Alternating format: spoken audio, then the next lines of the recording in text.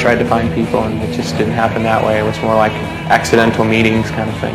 I didn't know anybody, really, before the band was formed. It was just me and Billy and a drum machine, and we demoed, played songs for I don't know how long, 6 months. And then we did a show in this local Polish bar with him on bass, me on guitar, and a drum machine. Hi, we're the Smashing Pumpkins, and you're watching The Week in... Well, don't interrupt! It was Billy who interrupted Darcy when they met outside a Chicago nightclub. I met Darcy in an argument on the street. We started arguing about the Dan Reed Network. He was saying, you can tell this band is put together by a record company because look at the way that guy jumps around on stage. Regular people in bands don't jump around on stage like that. And I was like, well, I don't know. I play guitar and I kind of move around on stage a little bit. He's like, oh yeah? Well, I'm looking for a bass player. It's like, here's my number. Went to see the Pumpkins a couple times when they played with a drum machine, and it was just horrendous. They were horrible. But the songs were really good. I thought Billy was a really good songwriter, and I wanted to work with him, so we just kind of clicked. We never really looked back, we just kind of went for it.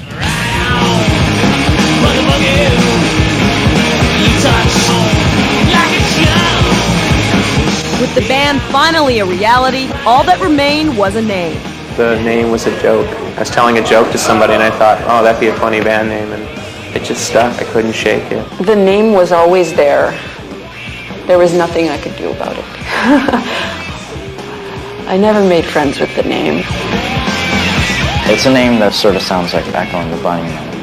And Echo and the Bunnymen, it's like the dumbest name on earth, but you get a couple of their albums and you're like, yeah, Echo and the Bunnymen, they're rocking. Please welcome Smashing Pumpkins! The Pumpkins were anything but welcome in their hometown of Chicago, where their style of music never quite meshed with the city's popular house, industrial, and indie punk scenes. For anybody who knows anything about Chicago, I mean, you have kind of the wax tracks, you know, ministry kind of thing. And on the other side, you have touch and go kind of scene. We weren't with any of those scenes. We weren't cool like the touch and go bands. It was very much this kind of flannel-driven, no guitar solos, 3-minute pop songs, and we were playing these like 6-minute songs with guitar solos, and we were doing all the wrong things. I think if we had been accepted into the local Chicago music scene community right away, I think we probably would have ended up being a different band. But being outcasts or feeling somewhat outside of the inner core of Chicago music pushed us further away, I think. The album's about pain and spiritual ascension, and people ask if it's a political album. It's not a political album, it's just a personal album.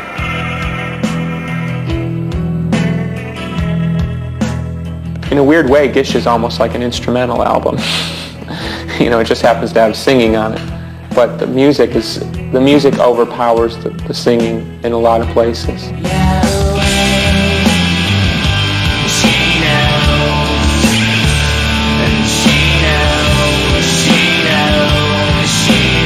I was trying to say a lot of things that I couldn't really say in kind of intangible, unspeakable ways. So I was capable of doing that with the music. I don't think I was as capable of doing that with words.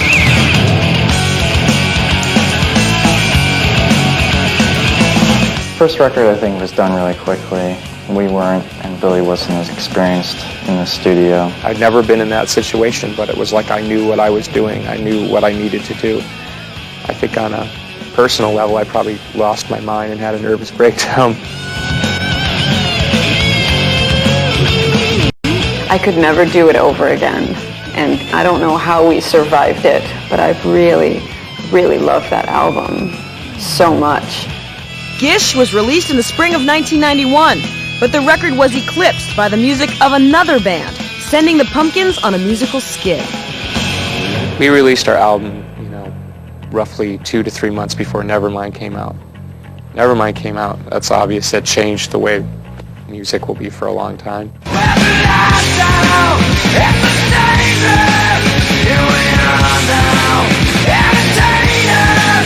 residue of that was very, very strong. It really affected the way everyone was thinking, from media to record company to our own management. Here we were, a band that was very versed in playing 5-minute elaborate rock songs, and everyone's going, why don't you play 3-minute pop songs? And you're going, because we don't?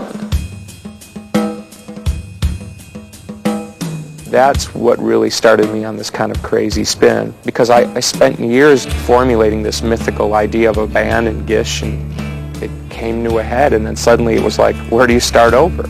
With Billy enveloped in a deep musical quandary, James and Darcy ending a rocky relationship, and Jimmy struggling with drugs, the Pumpkins were completely disjointed going into their follow-up record.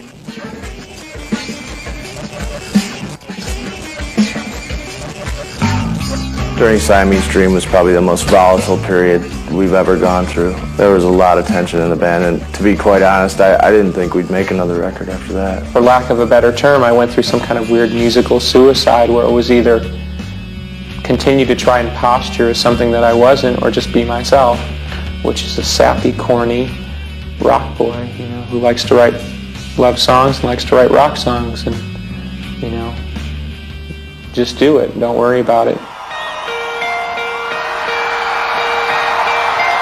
Suddenly, I felt emotions come back that I hadn't felt for months, and today was one of the songs that I wrote.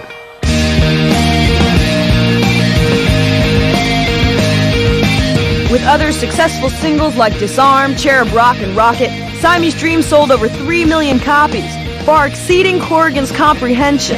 It's like really impossible to conceive that 1 million or 2 million or 3 million people went to a record store, picked up your album, looked at it and went, okay, I'll get this, this looks like a good thing.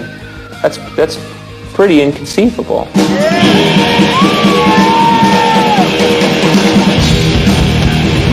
Even more inconceivable was that the band managed to stay together through it all. The fact that the album came out of it is the one thing, but we learned to like each other again. We reconnected our friendships and found why we were together in the first place, and realized that it was all these external things that had driven us apart. And suddenly we found out that there was still a strength, and maybe it had been obscured, but it felt real again. Dive, and it's a bunch of bad people hanging out. Well, I'm sure we'll be there. Das Live-Konzert, und zwar von einer der erfolgreichsten jungen amerikanischen Bands aus Chicago. Hier sind Smashing Pumpkins.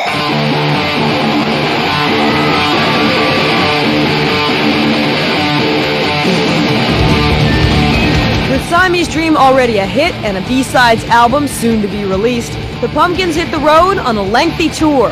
I think the basic opinion in the band is love playing live, hate the tour. It's so exhilarating and demoralizing and ego-building and ego-tearing down all at the same time. When you're on tour and you're constantly having to provide a product for people to ingest, it jades you. Sometimes the music can be the enemy, you know, you're like, and that's not the way it should be. Everybody sort of romanticizes touring, you know, like, oh man, it's tough. You go out there and you're giving your heart out every night. I mean, you do. You try really hard to play good shows and, you know, play somewhat in time with the music, and, you know, you hope you're rocking, but, you know, it's just like anything, you know, it's just music. Well, we'd like to make an open challenge to Siegfried and Roy tonight, saying, we've got a better show than you. To top it all off, the Pumpkins opted to spend the summer of #94 headlining the granddaddy of alternative rock tours, Lollapalooza. But once again, they were the outsiders. I think when you're on a bill with a lot of other bands, it's almost kind of lowest common denominator, you know. It's almost like in a review, you know. It's just like, here we are, the newest hit makers, and then here we are, the newest hit maker, you know. It's like, so you're kind of forced in a position of responding in like kind. And that was part of what was difficult in Lollapalooza, is we were insisting on being the Smashing Pumpkins, which is hardly bowing to that lowest common denominator element. And that caused a lot of problems. Conflicts and problems with other bands like the Breeders and their lead singer Kim Deal left Billy with mixed feelings about the tour. With me, it's always a love-hate thing, so I love it just as much as I hate it. I mean, you know, I can talk about how much I hated Lollapalooza till I'm blue in the face, but You didn't see me drop off the tour either. Billy, we know what you did on your summer vacation, headlined Lollapalooza, that you just finished a couple days ago, right? Yes, no more. No more. Any rest for the weary? Now I'm going to start writing right away, and we plan on doing our double CD concept album, so I'm very busy. I guess you could call it a concept album in the sense that it tries to encompass a lot of aspects of life, but it's not conceptual in the sense of like trying to tell a story like The Wall was, or Sgt. Pepper or something. It's not conceptual in that it has an overriding theme and everything applies to the theme.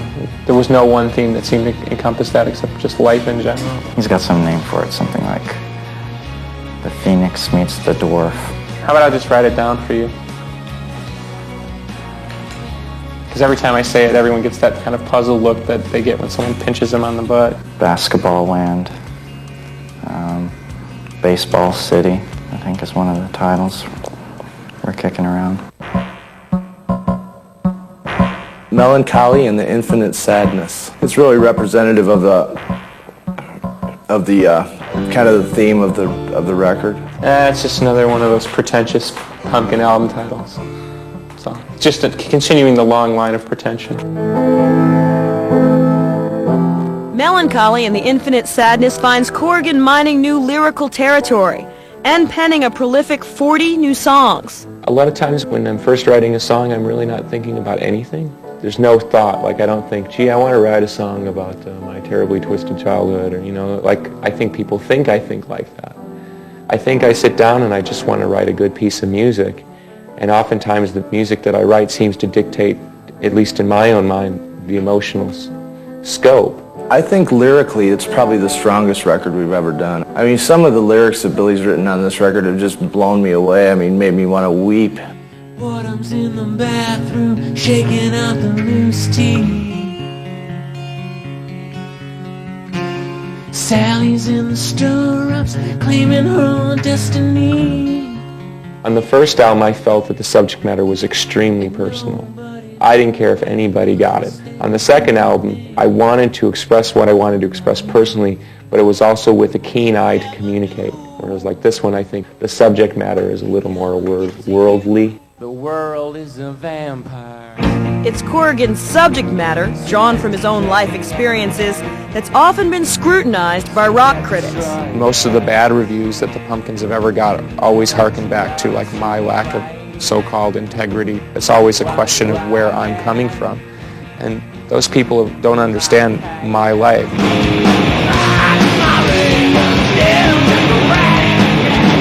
I just try to remember that for every journalist that says that the Smashing Pumpkins are a negligible, unimportant band, you know, there's 4 million plus kids in the world who love our records and tell me at every opportunity that they do.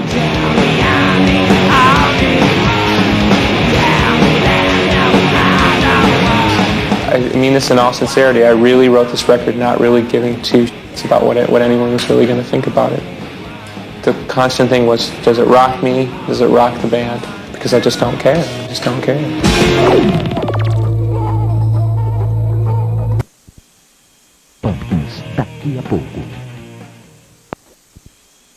New album recording. So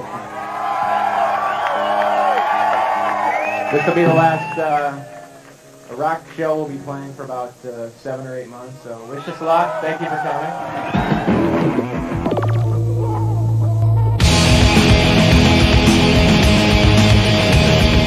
It's way too self-conscious at first. It's like, okay, we're going to record an album now. Where do I start? You know, because it's like trying to climb a mountain. You have the weight of permanence hanging over your head. You know, and you're on stage, right? You're going, well, you know, if I blow this note or I blow this chord, I mean, it's gone. You know, on an album, it's there to be repeated digitally till the end of time.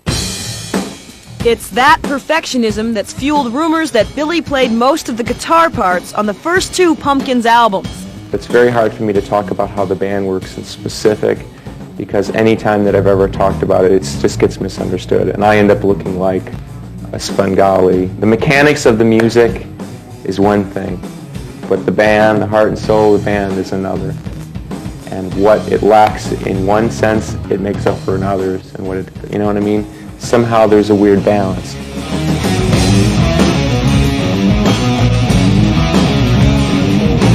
People generally think that he does it all, but the three other personalities in the band definitely shape the music for the better or for the worse. On Melancholy and the Infinite Sadness, the Pumpkins parted ways with longtime producer Butch Vig, opting for a new direction and producer, techno dance whiz Flood, whose credits include U2's Achtung Baby and 9 Inch Nails' The Downward Spiral. Billy approached me because he liked certain things that I'd done in the past that had broken people's accepted opinions of those particular bands, and he wanted to do exactly that for this band. Well, he's English, and I don't even want to talk about it. No, he's a great guy. Flood is very different than Butch. He tends to go for the emotional content of a song, which is really what I try and go for. Where Butch is a little bit more of a perfectionist. Butch wanted flawless performance. Flood wants convincing emotion. Okay, well let's do that, because it sounds a bit, it's not much guts to it at the moment. Right. He's just coming at it from every other angle. And he really embodies the sense of excitement about making records that I really feel. He's got that childlike, you know, like we talk about, you know, it's like how kids talk about baseball players, that's how we talk about albums. Hey Flood, can you hear me? Yeah. Can I just do this one thing real quick? Okay. I just want to see if it works, and if it does, then I'll just know. It'll only take a minute. Everybody knows how to play the riffs, so I'll just play it.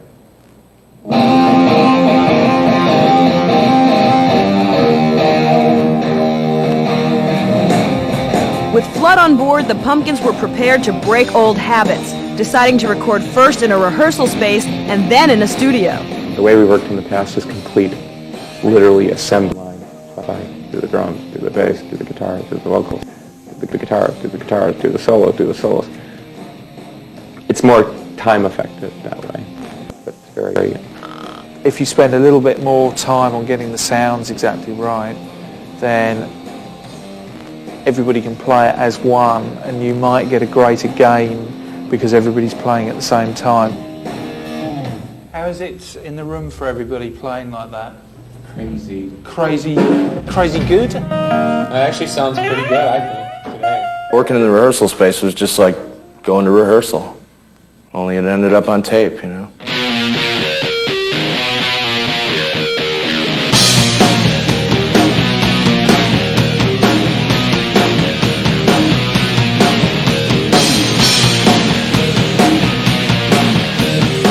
At this stage, one would hope that maybe half of what we do here ends up on the record. There's no reason at all why we shouldn't be able to utilise this for the end product. I think it was really productive, and I hope that everyone agrees with me, because I'd like to do more of that in the future. Emptiness is loneliness, and loneliness is cleanliness, and cleanliness is godliness, and God is empty, just like... When you hear the new record, it's like, you know, it's like hitting the reset button on a love affair. It's like, if you spend a lot of time with somebody you love, you tend to get, you know, short-sighted, and you kind of look past what initially attracted you to them, and then, you know, one day they'll do something and you'll say, oh, that's it, you know, that's why. So it's good. Every record, I think, is like a rebirth for us. Given their rocky history, recording a 28-track double album might have spelled disaster for the Pumpkins, but the band pulled together once again, further strengthening their ties to each other. Those ties are there whether you like it or not. There's nothing you can do. You can hate them, you know, as much, but, you know, the next second you're going to turn around and feel completely different about it. This is by far the strongest the band has ever been on a completely internal level. It's not even a get along level, because we've always gotten along pretty well, but there's a different strength in it. Familial is the only word that I could use, really. These are the people I spend 90% of my time with, so of course we're like brothers and sisters. You know, all their idiosyncrasies, you have to work, you have to eat with them, And yeah, I suppose it is a family without being like too cheesy about it. Do the rubber man, do the rubber man, do the rubber man. Take it, rubber man. While the four are bound by their friendship and ambition, the future of the Smashing Pumpkins is as unpredictable as its members. My fear is that, you know, Jimmy Chamberlain plays the hits of the Smashing Pumpkins, featuring, like, you know, I don't know who we would have on lead, like the guy from Radiohead on lead vocals, you know.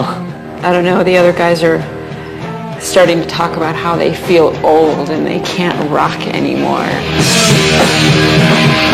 I would hope we mature gracefully.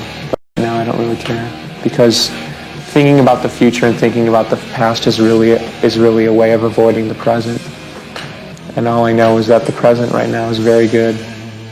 I'm very lucky, we're very lucky, and I'm really enjoying what I'm doing.